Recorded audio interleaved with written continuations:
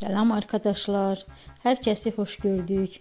Bugün yine yepyeni bir videoyla karşınızdayım. Hayranlıkla izlediğimiz Can Yaman ve Demet Özdemir çiftinden çok güzel fotolar hazırladım. Onlar Erkenci Kuş dizisinde Can ve Sənem karakterlerine hayat vermiştiler ve herkesin beğenisini kazanmıştılar.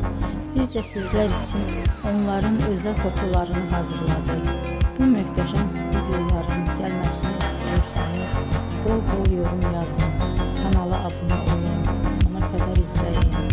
İzleyen herkese teşekkür